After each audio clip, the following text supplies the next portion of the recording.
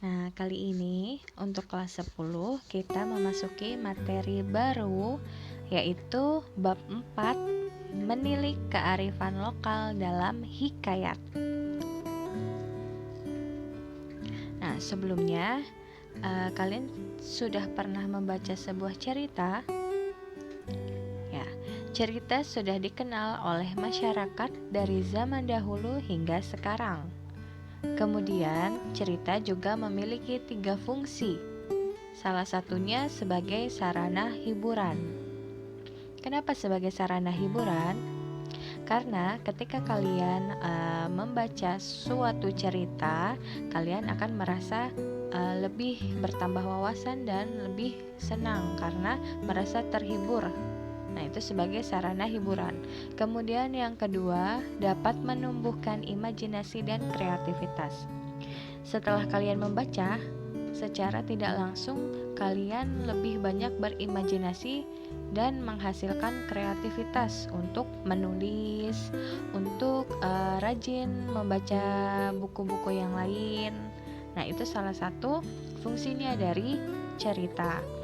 Kemudian memperkuat daya ingat serta membuka cakrawala pemikiran menjadi lebih kritis dan cerdas. Nah, apabila kalian ingin lebih menambah wawasan atau lebih menjadi menambah kecerdasan, kalian harus banyak membaca. Cerita seperti apa yang kalian suka?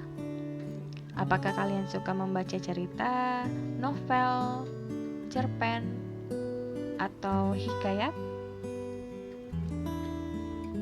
Nah, ini dia pembahasan yang akan Ibu jelaskan pada video kali ini. Ada 4. Yang pertama, pengertian hikayat. Yang kedua, ciri-ciri hikayat. Yang ketiga, jenis hikayat. Dan yang terakhir, unsur intrinsik dan unsur ekstrinsik. Kita masuk ke pembahasan yang pertama. Pengertian hikayat. Hikayat adalah karya sastra lama Melayu berbentuk prosa yang berisi cerita, rekaan, keagamaan, historis, biografis. Tujuan dari hikayat yaitu dibaca untuk pelipur lara atau pembangkit semangat juang. Secara etimologis, istilah hikayat berasal dari bahasa Arab, yaitu hakka, yang artinya bercerita atau menceritakan. Nah, bagi yang belum tahu etimologis itu apa, etimologis adalah cabang ilmu bahasa yang menyelidiki asal-usul kata. Nah, jadi perlu diingat lagi ya, hikayat berasal dari bahasa Arab, yang artinya bercerita atau menceritakan. Kemudian pembahasan yang kedua, ciri-ciri hikayat. Nah, di sini ada 6 ya ciri-ciri hikayat. Yang pertama itu istana sentris. Istana sentris adalah menceritakan tokoh yang berkaitan dengan kehidupan istana atau kerajaan. Nah, ini sudah beda sendiri ya dari pengertian novel atau cerpen. Kalau hikayat itu ciri-cirinya selalu istana sentris, yaitu berkaitan dengan kehidupan di istana atau kerajaan. Kemudian yang kedua, penulisnya anonim. Apa yang dimaksud penulisnya anonim? Yaitu di dalam hikayat tidak menyebutkan nama pengarang secara jelas. Nah, jadi disebutnya anonim. Kemudian yang ketiga ada prologis. Yang keempat, menggunakan bahasa Melayu. Yang kelima, menyebar melalui tradisi lisan. Nah, ini juga biasa disebut dengan sifatnya komunal ya, yaitu bersifat umum atau ceritanya menjadi milik masyarakat umum dan menyebar melalui tradisi lisan. Dan yang terakhir, memiliki gaya bahasa yang khas. Nah, 6 ini adalah ciri-ciri dari hikayat yang harus kalian hafalkan. Oke, kita lanjut lagi. Yang ketiga ada jenis-jenis hikayat. Perlu diingat, jenis hikayat itu ada 2. Yang pertama, hikayat berdasarkan fase historis. Yang kedua, hikayat berdasarkan isi. Nah, kalau hikayat yang berdasarkan fase historis juga terbagi menjadi 3. Yang pertama, hikayat berunsur Hindu. Yang kedua, hikayat berunsur Hindu-Islam. Yang ketiga, hikayat berunsur Islam. Nah, ini fase historisnya ya. Kemudian kalau hikayat berdasarkan isi juga terbagi menjadi 3. Yang pertama jenis rekaan, yang kedua jenis sejarah, yang ketiga jenis biografi. Nah, jadi harus diingat ya, jenis-jenis hikayat ada 2, berdasarkan fase historis dan berdasarkan isi. Oke, kita bahas satu persatu. Hikayat berdasarkan fase historis.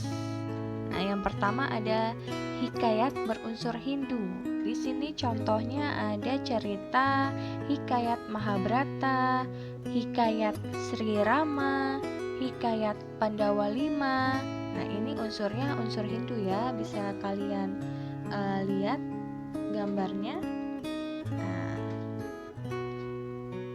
ini berdasarkan fase historis ya, hikayat berunsur Hindu. Dan yang kedua, berdasarkan fase historisnya hikayat berunsur Hindu-Islam. Jadi percampuran antara Hindu-Islam. Di sini ada contoh hikayat Jaya Lengkara, hikayat Si Miskin, dan hikayat Indraputra. Di sini bisa kalian lihat ada 3 contoh yang ibu berikan.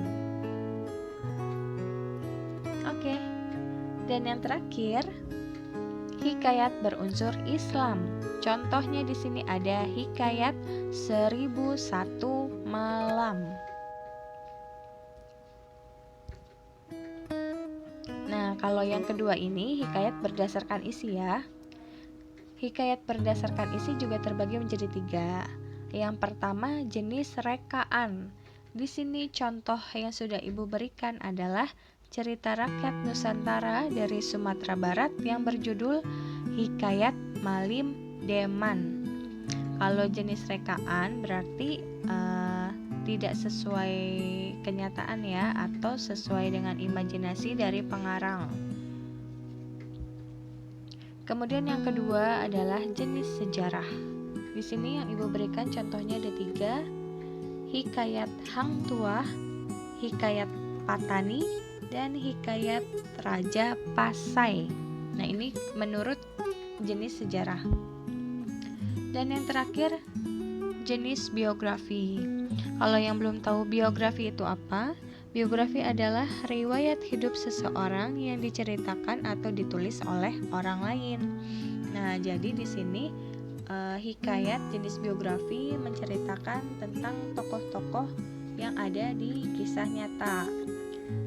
Contohnya adalah hikayat Abdullah dan hikayat Ibrahim bin Adam. Kita masuk ke pembahasan yang terakhir. Ada unsur intrinsik dan unsur ekstrinsik. Di sini kalian juga harus menghafal ya, harus memahami bedanya unsur intrinsik dan unsur ekstrinsik. Kalau unsur intrinsik adalah unsur pembangun cerita yang berasal dari dalam cerita itu sendiri, atau biasa disebut dengan unsur pembangun dari dalam cerita. Unsur intrinsik terdiri dari 6 ya. Ada 6. Yang pertama tema, yang kedua penokohan atau tokoh, dan yang ketiga setting atau latar. Nah, di sini latar juga terbagi menjadi 3. Latar tempat, latar waktu, latar suasana. Kalau latar tempat ini menunjukkan tempatnya. Misalkan ceritanya bertempat di Bandung, atau di Jakarta, atau di sekolah, atau di rumah. Nah, ini latar tempat. Kalau latar waktu menunjuk pada hari, misalkan waktunya itu siang atau malam, hari Senin, Selasa, Minggu. Nah, itu adalah latar waktu. Kemudian ada yang terakhir latar suasana, menunjuk pada suasana hati tokohnya. Misalkan latar suasana senang, misalkan tokohnya sedang senang, sedih, bahagia, menangis, marah. Nah, itu adalah latar suasana. Dan yang keempat adalah alur. Alur itu adalah jalan cerita. Yang kelima, sudut pandang. Sudut pandang ini juga terbagi menjadi dua, sudut pandang pengarang dari orang ketiga dan sudut pandang orang pertama. Kemudian yang terakhir adalah amanat. Nah, amanat ini adalah nilai moral. Nilai moral yang dihasilkan dari bacaan yang kita baca. Kemudian ada unsur ekstrinsik. Unsur ekstrinsik, unsur pembangun cerita yang berasal dari luar cerita. Kalau unsur intrinsik tadi unsur pembangun cerita yang berasal dari dalam cerita, kalau unsur ekstrinsik dari luar cerita. Di sini ada nilai moral, nilai bahasa, maksudnya nilai moral, gaya bahasa, adat, etika, dan budaya. Oke. Cukup sekian pembahasan yang Ibu berikan pada bab 4 untuk kelas 10. Apabila ada pertanyaan bisa kalian tanyakan di kolom komentar ya. Terima kasih. Wassalamualaikum warahmatullahi wabarakatuh.